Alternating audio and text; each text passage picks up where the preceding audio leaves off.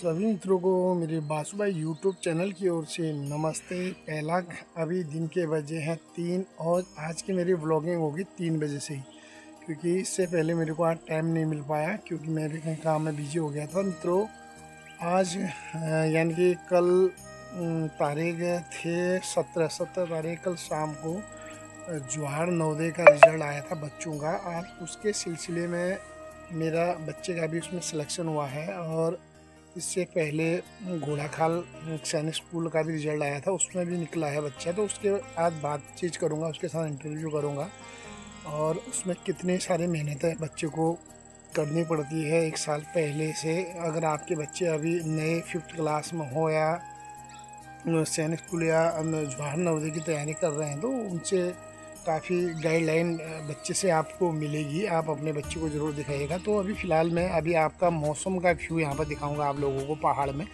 क्योंकि फसलें पक चुकी हैं, मसूर हो चुका है। जैसे आप लोग देख रहे होंगे मेरे पीछे, कल हमने ये सरसों को यहाँ पर चूट के रखा था और इसको धूप में डाला है सुखाने के लिए। मसूर भी हो चुका है लगभग अभी गेहूँ 60% गेहूँ हुए हैं, 20 दिन के अंदर गेहूँ भी तैयार हो जाएंगे। तो मौसम का हाल ये देख सकते हैं बहुत ख़राब हो चुका है। और क्योंकि अब बारिश हो सकता है, अभी आधे घंटे के अंदर बारिश हो सकती है।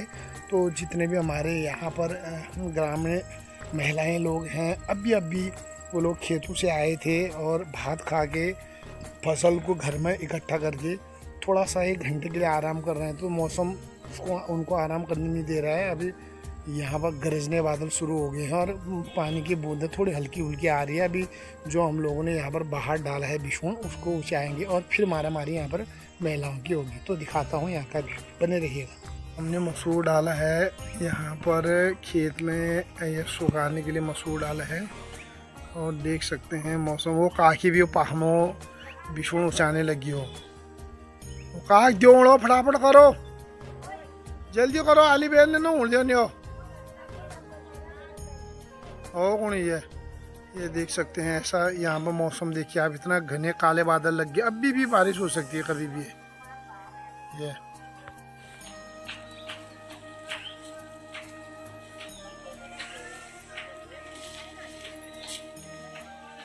तो जैसे कि मित्रों अभी मैं घर पहुंच गया हूं और दुकान बंद करके, जैसे कि मैंने आगे आप लोगों को बताया था कि मैं शाम को तनिष्क भाई का छोटा सा इंटरव्यू करूंगा, क्योंकि कल 17 तारीख को और जवाहर नवोदय विद्यालय की एग्जाम का रिजल्ट घोषित हो चुका था। तो उसमें हमारे जो तनिष्क भाई हैं, इनका स्कूल का नाम उत्तरायण अकेडमी कुपेड़ बागेश्वर है, जो कि बहुत अच्छी वहाँ पर पढ़ाई एजुकेशन मिलता है और अच्छी पढ़ाई वहाँ पर है। क्योंकि मेरी बिटिया ने भी वहीं से नवोदय क्वालिफाई किया था और उस समय जो कोरोना काल में था 2020 में लगभग सीटें क्या हुआ करती थी, जैसे नवोदय में निकलने के लिए 80 सीट होती है क्लास के लिए, तो उस समय 20 सीट थी, नहीं 20 नहीं, सॉरी 40 सीट थी। क्योंकि उसमें कोरोना काल के समय में तो 40 सीट में बच्चों का, जनरल कैटेगरी के बच्चों का निकलना बहुत टफ होता है। फिर भी फाइट किया बच्ची ने, निकला और अभी भी बहुत अच्छा वहां पर कर रहे हैं। और गर्ल्स के लिए मैं बोलूंगा कि जवाहर नवोदय बहुत अच्छा स्कूल, मैं गर्ल्स के लिए आप लोगों को बताऊंगा। और सबसे पहले तनिष्क भाई की को आप लोगों की तरफ से मैं बधाई दे देता हूं तनिष्क भाई कि आपका घोड़ाखाल ना सॉरी सैनिक स्कूल में भी चयन हुआ है और जवाहर नवोदय में भी चयन हो चुका है और आपको यहाँ सीट मिल गई है और 90% आपके नंबर आए हैं। उसके लिए ढेर सारी शुभकामनाएं आपके उज्जवल भविष्य के लिए मैं करता हूँ। तो मेरे दर्शकों को पहले तो अपना इंट्रोडक्शन दो। सबसे पहले सभी को नमस्ते। आज मैं अपने बारे में बताऊंगा। तो मैं तनिष्क खेतवाल हूँ और मैंने अपनी नर्सरी से लेके 5th तक की जितनी भी क्लासेस है वो सारी उत्तरायण अकेडमी में ही दी थी। और अभी मैं नवोदय में भी निकल चुका हूँ और सैनिक का भी मैंने क्वालिफाई कर लिया है। तो अभी मैं आपको अपनी स्ट्रेटेजी बताता हूँ, मैंने कब कब पढ़ा था। तो फिर मैं सुबह 5 नहीं, वो तो मैं पूछूंगा ना आपको कब कब पढ़ा था। जैसे कि थोड़ा सा हम लोगों ने इनके लिए सैनिक स्कूल के लिए थोड़ा सा 2-4 महीने स्कूल में एक्स्ट्रा क्लास लगाए थे सैनिक स्कूल के लिए। और जो हमारे बच्चे ने साल भर जो तैयारी करी है, इनका जो जैसे 5 घंटा लगभग स्कूल में रहते थे बच्चे, उसके बाद स्कूल से घर आने के बाद जो भी क्लासेस का इनका होमवर्क रहता था वो पूरा करने के बाद शाम को ज़्यादा नहीं 2 घंटा करीबन 7 से 9 बजे तक ना, 9 बजे भी कभी कभी तो 8 बजे सो जाता है, तो 9 बजे तक पढ़ाई करता था। स्कूल का भी पढ़ाई करना है और जवाहर नवोदय की भी पढ़ाई करनी है और सैनिक स्कूल का भी पढ़ाई करनी है। और भाई ने ज़्यादा फोकस जवाहर नवोदय में नहीं किया था, ये बुक पढ़ी थी भाई ने, सैनिक स्कूल। आपको मार्केट में मिल जाएगा 200-250 में, ऑनलाइन मंगाया था ना। हाँ। तो ऑनलाइन मंगाया था, इसमें आपको अच्छी रेट में भी मिल जाएगा ऑनलाइन से। यह बुक में ज़्यादा स्टडी करी थी क्योंकि स्कूल में भी थोड़ा सा कोचिंग इसमें लगा, फोकस किया था, एक सब्जेक्ट इसका लिया था स्कूल उतान अकेडमी वालों ने, तो इसमें ज़्यादा फोकस किया था। और दूसरा इसने यह पढ़ा था जनरल नॉलेज, यह बुक भी पढ़ा था। और उसके बाद क्योंकि आप अगर घोड़ाखाल सैनिक स्कूल के बुक से अगर आप सॉल्व करोगे तो आपको जवाहर नवोदय के जो बुक होते हैं, थोड़ा सा इसका सॉरी वो कवर फट गया है, पुराना है, पिछले 2-3 साल पुराना, किसी से लिया था, इसके दीदी यानी कि मेरी लड़की ने भी इसी को वो किया था। तो इसमें आप कोई इस बुक में जितने भी सवाल हैं, इसमें सारे सवाल भाई सॉल्व कर लेता है, एक भी सवाल इसमें नहीं छूटता है, सब सॉल्व होते हैं इसके अंदर। और जिस बच्चे ने अगर इस जवाहर नवोदय विद्यालय के ये बुक को पूरी स्टडी कर लिया है और इसमें सारे पेपर होते हैं पुराने, अगर आप 100% आप सिलेक्शन हो जाएगा आपका। और ये 2 बुक पढ़े और ये बुक भी पढ़ा क्योंकि ये अलग सन का है, वो अलग सन का है, अलग अलग सन का अलग अलग बुक पढ़े हैं भाई ने। तो ये 4 बुकों को मैं कहूँगा, 3 बुक तो आपके जीके तो कहीं भी काम आ जाएगा, आपका आगे भी काम आएगा, और इसमें ज़्यादा फोकस किया था। तो इसमें सबसे पहले तो मैं सैनिक स्कूल के बारे में आपको बताऊंगा। सैनिक स्कूल में जो जनरल कैटेगरी के बच्चे होते हैं, मार्कर है, तो जनरल कैटेगरी के बच्चों के लिए उसमें थोड़ा सा मैं आप लोगों को बताना चाहूंगा। यहाँ पर जैसे मैंने लिखा है 200 + 220 नंबर जिसके आते हैं उनको कॉलेज मिल जाता है। बेशक 200 से 220 के बीच में नंबर होने चाहिए जनरल वालों के लिए, और जो ओबीसी वाले हैं 180 से 200 के बीच में उनके नंबर होने चाहिए, और जो ST वाले हैं 150 से 180 नंबर इस बीच में उनके नंबर होने चाहिए। अगर इस बीच में आपके नंबर हैं, भले ही इस बीच के नंबर आपके हैं, आपको नजदीक जो कॉलेज होगा घोड़ाखाल सैनिक स्कूल का वो नहीं मिल पाएगा, लेकिन अदर स्टेट के आपको कॉलेज मिलेंगे इन नंबरों के बीच में। अदर स्टेट के जो कॉलेज होते हैं, चाहे यूपी है, राजस्थान है, पंजाब है, हरियाणा है, चंडीगढ़, ऐसे स्टेटों में आपको कॉलेज मिलेगा। अगर इससे ऊपर आप अगर 285 85 और 290 300 नंबर का पेपर होता है, टोटल ये 300 नंबर का पेपर होता है, 290 285 275 लाते हो तो आपको नजदीकी कॉलेज मिल जाएगा घोड़ाखाल।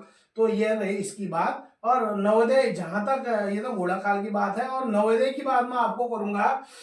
नवोदय में जैसे कि 100 नंबर का पेपर होता है इनका, और 25-25 नंबर का होता है ना, 3 पेपर आते हैं ना, तो 3 पेपर आते हैं, 25 के होते हैं। नहीं, चार सेक्शन आते हैं। हाँ। एक लैंग्वेज का आता है, अच्छा। मैथ्स का आता है, हाँ। इंग्लिश का आता है, और हाँ। इंटेलिजेंस का आता है।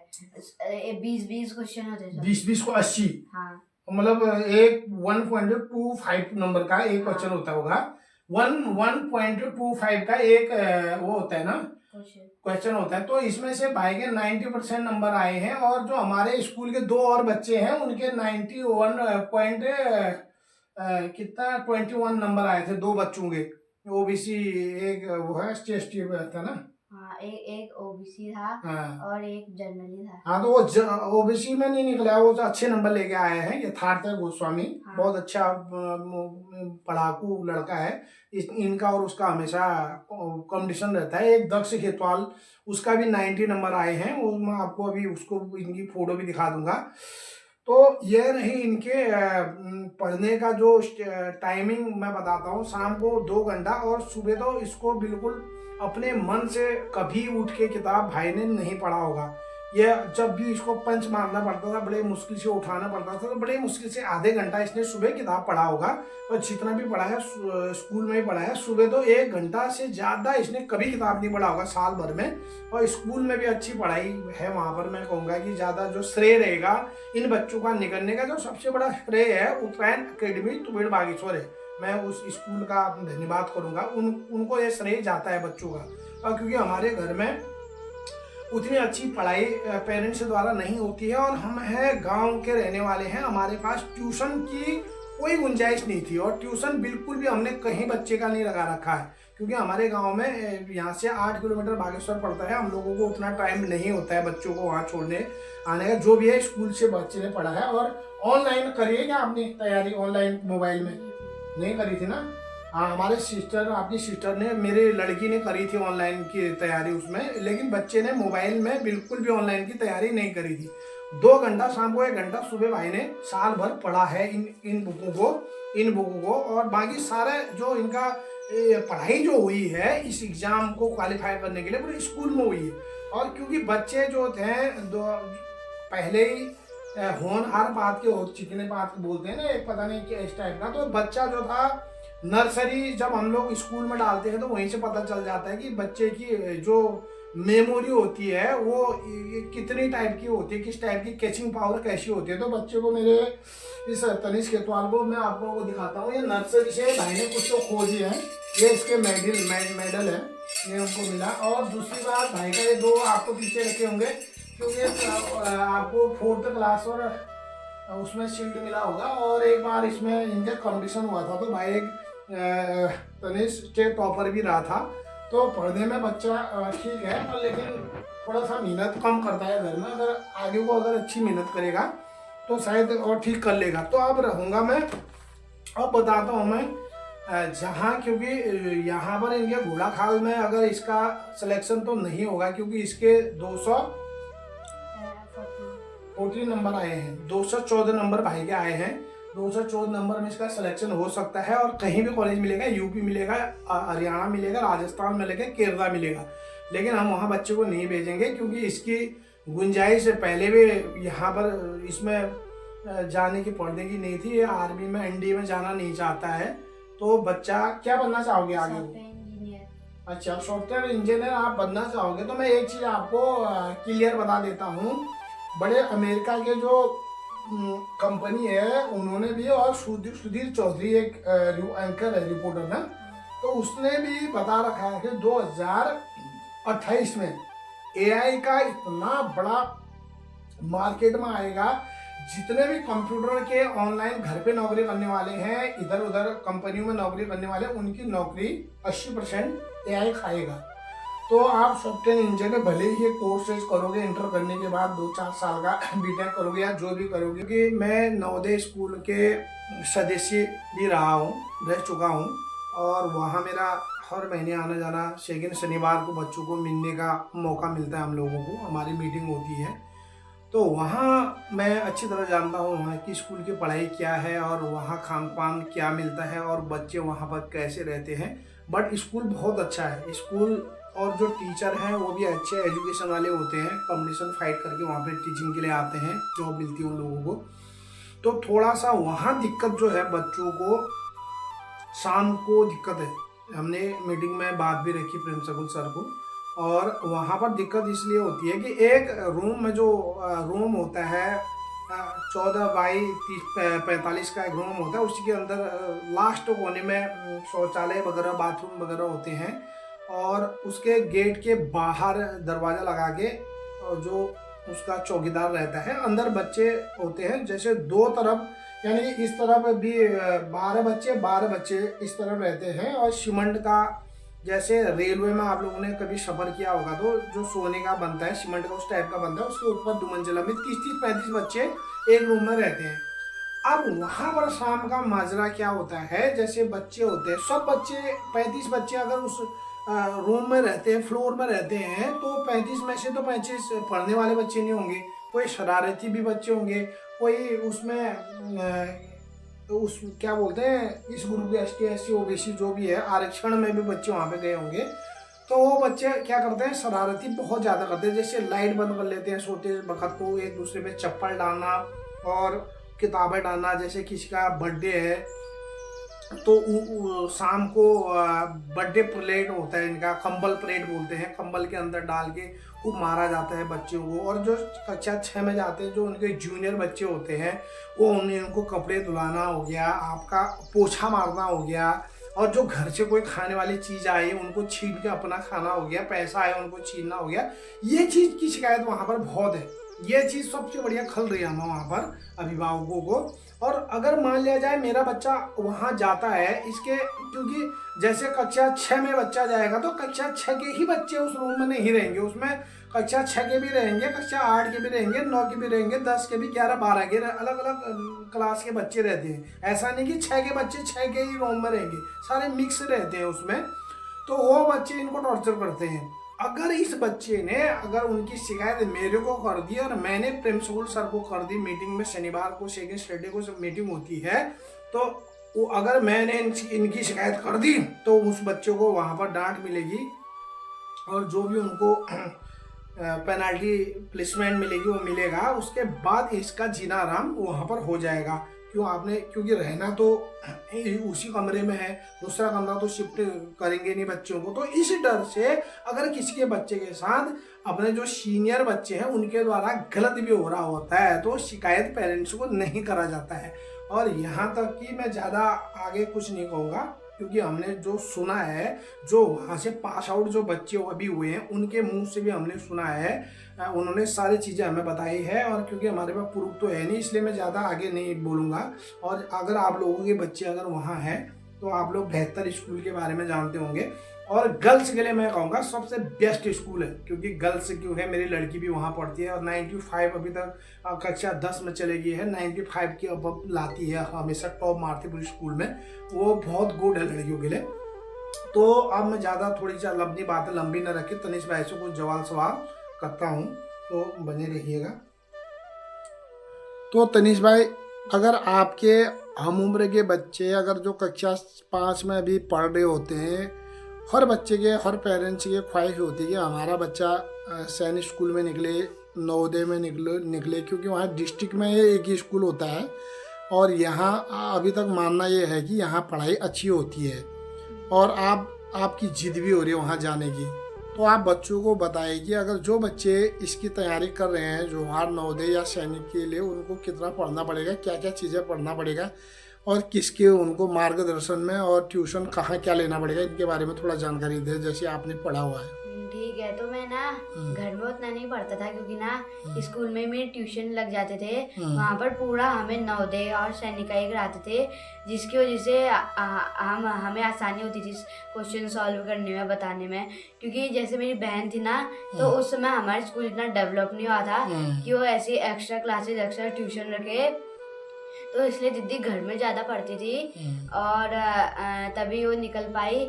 और अगर आपके स्कूल में ट्यूशन है तो ठीक है, आप घर में थोड़ी प्रैक्टिस कर सकते हैं, स्कूल में तो बाकी आप पढ़ ही रहे हैं। और बात आई जिनके स्कूल में ट्यूशन नहीं है, तो फिर या तो नवोदय मतलब क्या बोलते हैं, उत्तरायण अकेडमी में भर ले, एडमिशन करा ले, या फिर अगर वो वहाँ से बहुत दूर है तो फिर आप पढ़ सकते हो घर में ही। ऑनलाइन भी बहुत सारी अच्छी क्लासेस आ जाती है, जैसे ऑलराउंड BSS है, वो भी ऑनलाइन क्लासेस रहते हैं रोज। ऐसे टाइप की बहुत वीडियो आ जाती है जो कि आपको पढ़ने में आसानी कर देगी। तो तनिष भाई, अभी जैसे आप वहाँ, मेरा तो वहाँ भेजने का बिल्कुल प्लानिंग नहीं है आपको, क्योंकि जहाँ पर आप पढ़ रहे हो, जिस स्कूल में भी प्रेजेंट टाइम में पढ़ रहे हो, क्योंकि वहाँ के एजुकेशन से मैं संतुष्ट हूँ। तो इसमें आपका क्या कहना है, क्या आप वहीं जाना चाहोगे या फिर मेरे जो राय है उसको मानोगे? मैं तो ना थोड़ी देर वहीं जाऊंगा, मतलब मैं पहले देखूंगा ना कैसा हो रहा है, थोड़ी दिन अगर मेरे को अच्छा लगेगा तो फिर मैं वहीं रह लूँगा। अगर मेरे बगल वाले रूममेट अच्छे होंगे तो मैं नहीं, आपको तो अच्छा ही लगेगा ना, क्योंकि आपके यहाँ तो जैसे हमारे घर में है तो आप हमारे संरक्षण में है, क्योंकि हम तो आपको मोबाइल टीवी से दूर रखते हैं। और मेरे कमरे में टीवी होने के बावजूद भी आज तक मैंने टीवी नहीं चलाई, और मोबाइल से हम लोग दूर रखते हैं। और सुबह जल्दी मैं आपको उठाता हूँ, शाम को 9 बजे 10 बजे तक मैं आपको पढ़ाता हूँ, और टाइम से मैं घर आता हूँ आपके लिए। और एक चीज़ और मैं सभी पेरेंट्स को ये कहना चाहूँगा कि अगर कभी भी हो आपके बच्चे स्कूल में पढ़ रहे हो तो प्लीज़ शाम को, चाहे आप ड्राइवर सेक्टर में हो, दुकानदार हो, जॉब वाले हो, कहीं पर भी आप घर में हैं, तो आप जल्दी शाम को घर जाके अपने बच्चों के सामने ज़रूर बैठें, उनको देखें, उनके बुक चेक करें। ये मैं आप लोगों को, पेरेंट्स को ज़रूर कहना चाहूँगा, इससे बच्चों को बहुत फ़र्क पड़ता है। हाँ, तो बताइए आगे क्या कहना चाह रहे थे आप? हाँ, तो मैं ना मतलब देखूंगा, थोड़ा एक्सपीरियंस टाइप का लूंगा। अगर मेरे को कोई परेशान कर रहा होगा तो मैं आपसे कह दूंगा, आप मेरे को टीसी उसमें नहीं कह सकते हो ना मेरी, क्योंकि आप उसमें रूल्स बेटा ये होता है, अगर माना किसी ने आपको वहाँ परेशान किया, गलत रूममेट आपको मिले वहाँ पर, उनकी संगत गलत है, तो वहाँ इतनी जल्दी टीसी नहीं मिलती है। उसके भी स्कूल के भी कुछ नियम होते हैं, आपको इतनी जल्दी ट्यूशन नहीं मिलेगी और आपको धीरे धीरे धीरे धीरे वहाँ पर उनके साथ अच्छा लगेगा, क्योंकि पढ़ाई का फोकस और कमरे में आपको डांट फटकार वाला कोई नहीं मिलेगा। तो ये चीज़ें में आप ढल जाओगे इस माहौल में। तो मेरी राय रहेगी कि आप जो हम कह रहे हैं उसमें मानिए, फिर मर्जी आपकी है। और क्या बनना चाहोगे आप लाइफ में? मैं सॉफ्टवेयर इंजीनियर। सॉफ्टवेयर इंजीनियर ही क्यों बनना चाहोगे? ये मेरे को अच्छा लगता है। क्या चीज़ अच्छा लगता है? इसमें मेरे को कोडिंग या डिकोडिंग नई चीज़ें सीखूंगा।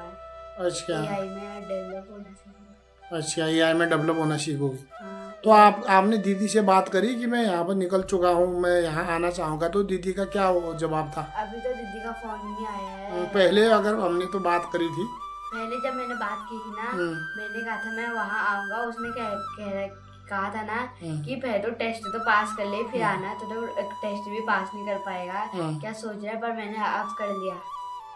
अच्छा चलो कर लिया, अच्छी बात है। तो हमारी वीडियो बहुत सारी लंबी हो रही है, इसी के साथ मैं वीडियो समाप्त करना चाहूँगा। तो समाप्ति के लिए अगर किसी को कुछ कहना है, मैसेज जो मेरे व्यूअर्स हैं, तो उनको कुछ बताइए। अभी तो कुछ नहीं है, सारा चीज़ तो बता ही दिया खैर मैंने। चलो ठीक है। तो गाइस इसी के साथ मेरी वीडियो काफ़ी लंबी होगी। तनिष भाई से मैंने बात भी कराई और कैसे पढ़ाई करी, कितने घंटे करी और कहाँ पर करी, किस स्कूल में करी, ये सारी चीज़ें मैंने आपको बता रखी है। और दूसरी चीज़, जो बच्चे बचपन के पढ़ने वाले होते हैं उनको पहले से ही पता चल जाता है कि ये बच्चे बस किस टाइप के हैं, और थोड़ा सा उनको डायरेक्शन देने की ज़रूरत होती है। ये डायरेक्शन आप दे सकते हैं। स्कूल में तो बच्चे 5 घंटा ही रहता है, बाकी आपके पूरे दिन भर आपके पास बच्चे रहते हैं। तो अगर जो पेरेंट्स अगर घर में शाम के टाइम जैसे फालतू दुकान में बैठना है, इधर उधर एक दूसरे के साथ गपशप मारना रहते हैं, तो प्लीज़ अब शाम को आइए और बच्चों के सामने ज़रूर बैठिएगा। भले हम लोगों को इंग्लिश पढ़ना नहीं आता है, मुझे भी इंग्लिश पढ़ना बिल्कुल भी नहीं आता है, क्योंकि मैं कक्षा 6 से मैंने स्कूल पढ़ी, इंग्लिश पढ़ा था। तो इन बच्चों का मैं कोई भी बुक्स वगैरह ये चीज़ें नहीं सॉल्व कर सकता हूँ और हैंडलिंग नहीं कर सकता हूँ, बता नहीं सकता हूँ। फिर भी लेकिन शाम को आके उनके बुक चेक करें, टीचर से बात करें स्कूल में क्या बच्चा कर रहा है क्या नहीं कर रहा है। तो आजकल एजुकेशन बहुत ज़रूरी है बच्चों के लिए। अगर आपके बच्चों का एजुकेशन सही है तो आप एक भारत के अच्छे नागरिक कल वो बन सकते हैं, क्योंकि पूरी देश की जिम्मेदारी उनके कंधे पर होती है। इसी के साथ मैं अपना ब्लॉग यहीं पर समाप्त करूंगा। अच्छा लगा तो सब्सक्राइब और प्लीज़ शेयर जरूर कर देना। बाय बाय, फिर मिलते हैं कल एक ऐसे ही नए ब्लॉग में। तब तक के लिए शुभ रात्रि।